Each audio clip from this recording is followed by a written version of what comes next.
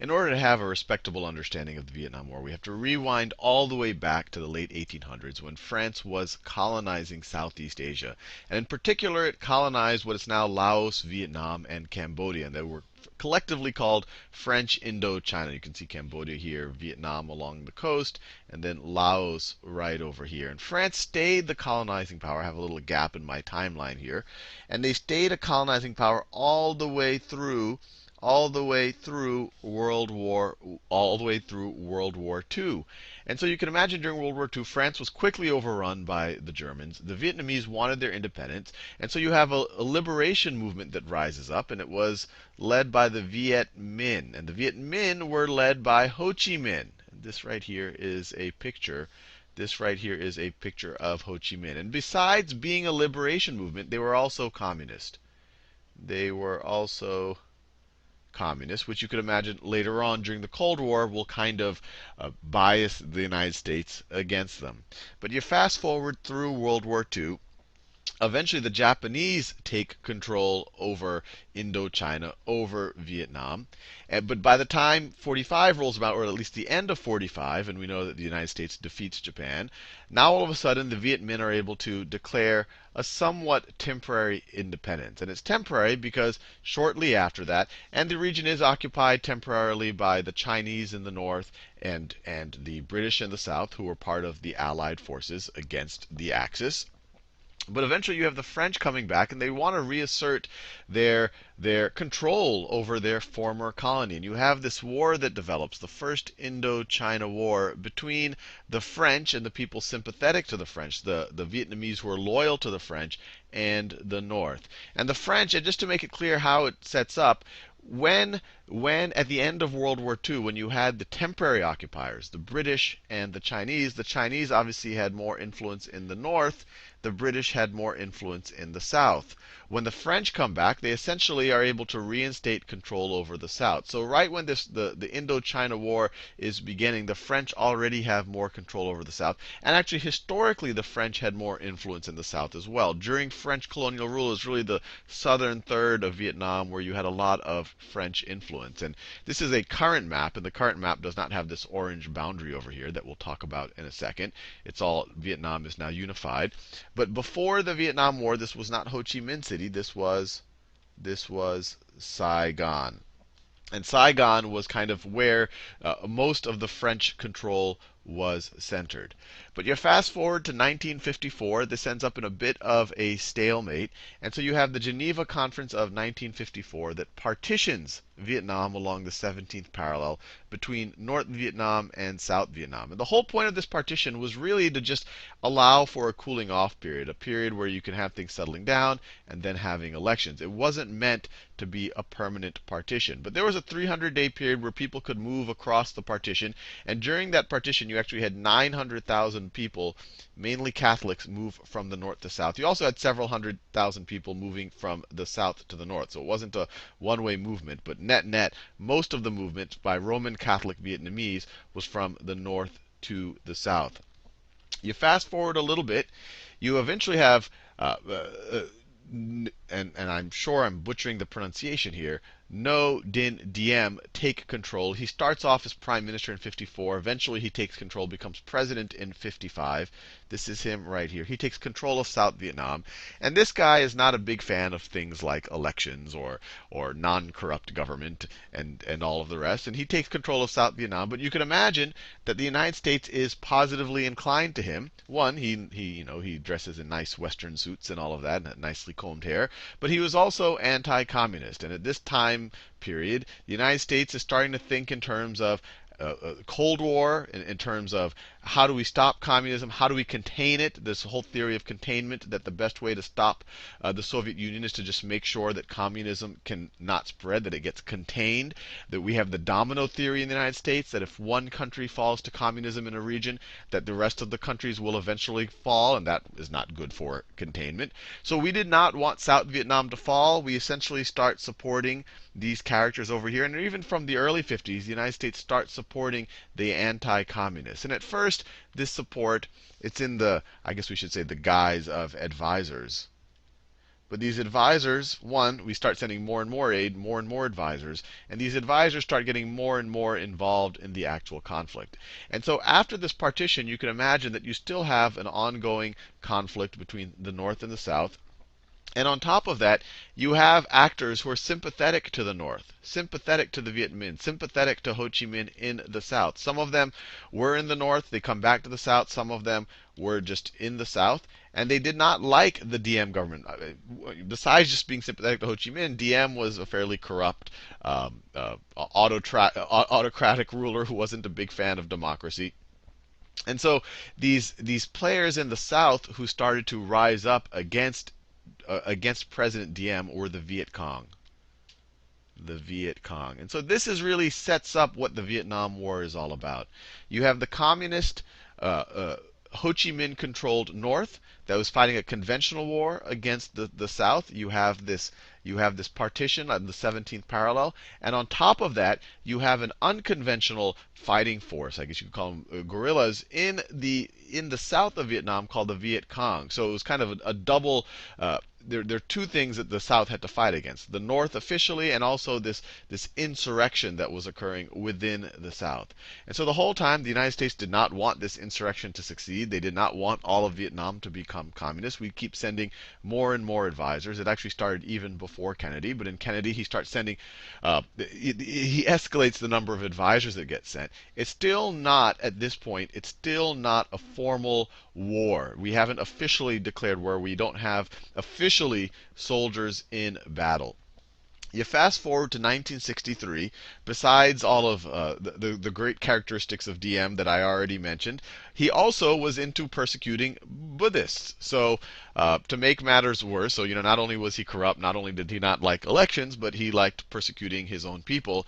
And by 1963, this kind of got out of hand. His level of persecution of the Buddhists, he started storming temples and all the rest.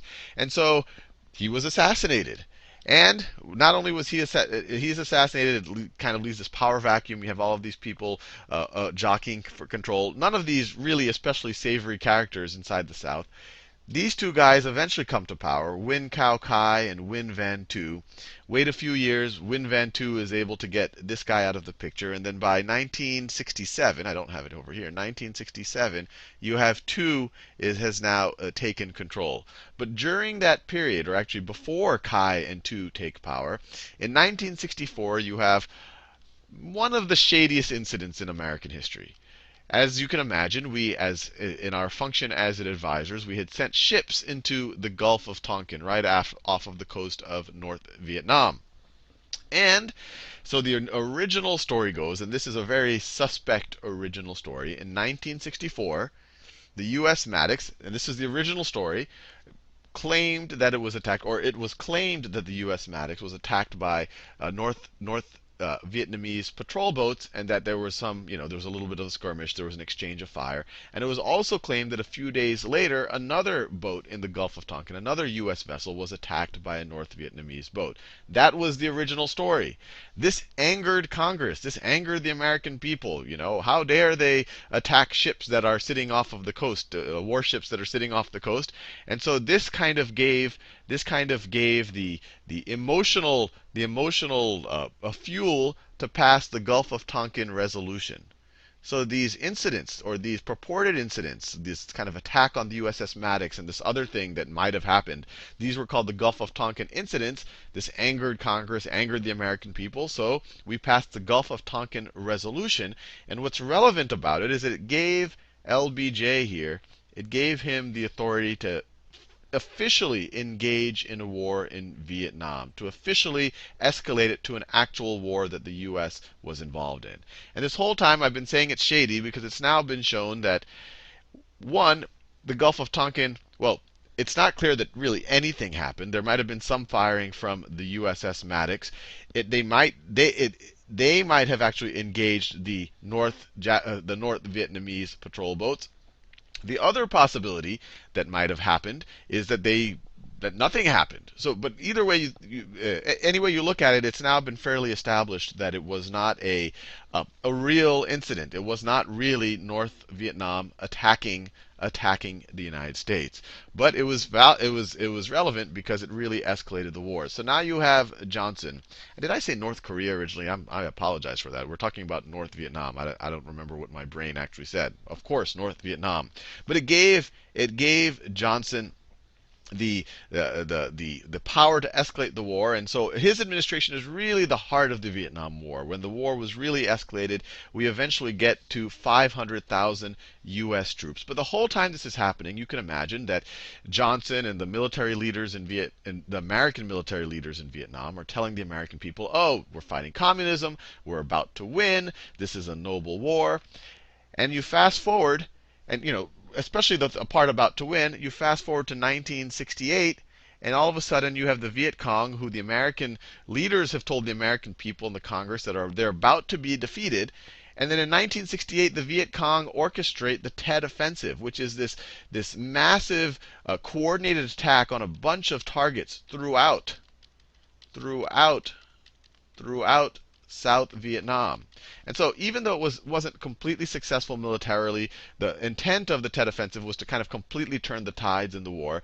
It made the American people and Congress rightfully suspicious. Mr. Johnson, you had told us that we were about to win the war and we were about to, the Viet Cong were almost defeated, and all of a sudden they orchestrate this sophisticated attack on us. It rightfully made the American public suspicious. On top of that, and this probably made matters a lot worse, the My Lai massacre comes out.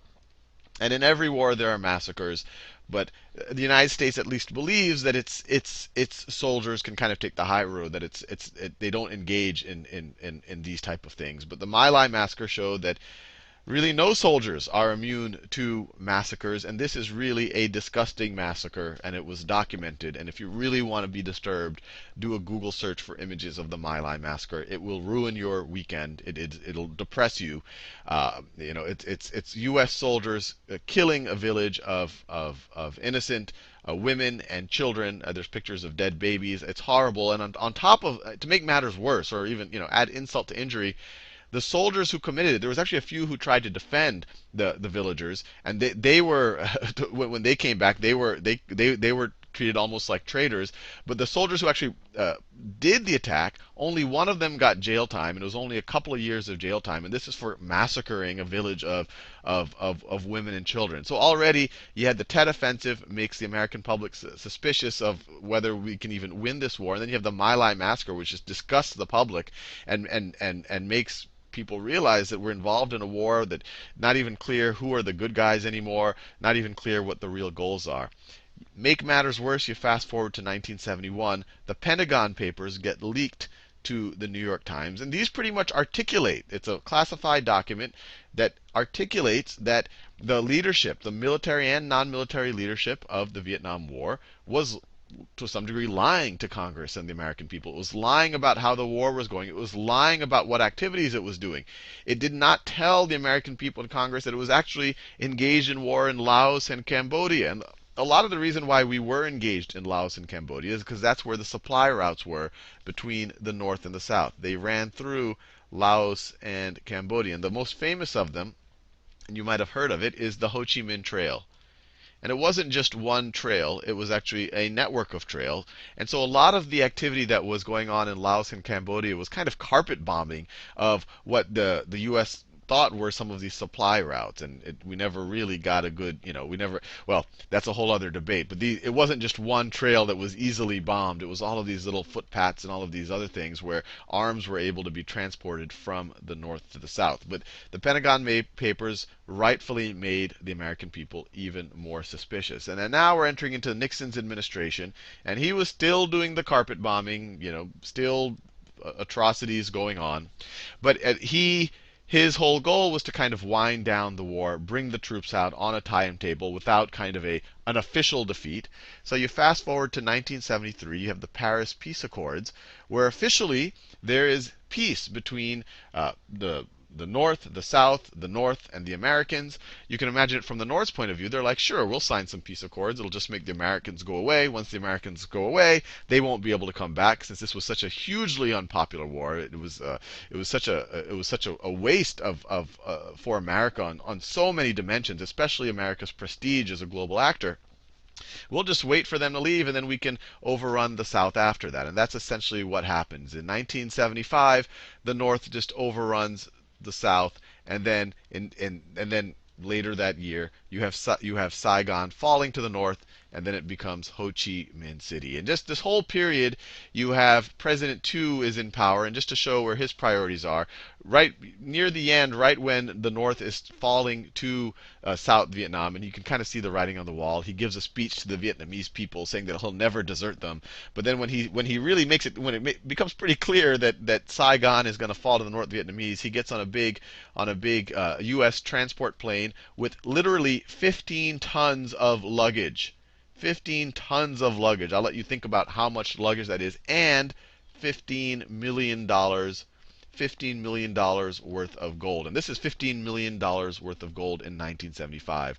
So you can imagine how much he really cared about the Vietnamese people. And he eventually ends up settling in Massachusetts, and he died there in about 10 years ago. So you can imagine this was an ugly incident for the world, an ugly, super ugly incident for the Vietnamese people, a super ugly chapter in American history. It was the first war that, one, America lost, but more, it hurts prestige. It hurts America's ability to influence what was going on in other parts of the world. You had the containment theory that we had to stop communism from spreading, and the domino theory that if one country would fall to communism, then the other one would. That didn't happen. The South did fall, but we didn't have the rest of Southeast Asia falling to communism. So it kind of disproved the domino theory, especially because after the Vietnam War, the United States would not be able to enter another war like it for some time, because the American people wouldn't let it happen. So to some degree, it would have been easier for communism to spread, because people would have known that the U.S. couldn't engage it. But despite that, the domino theory didn't happen. But it was just all around ugly. I mean, besides the massacres and the raping and the pillaging of innocents that happened really on all sides of this, you have 1 to 3 million Vietnamese, and no one will really know the actual count. But that's a huge number. 1 to 3 million Vietnamese were killed.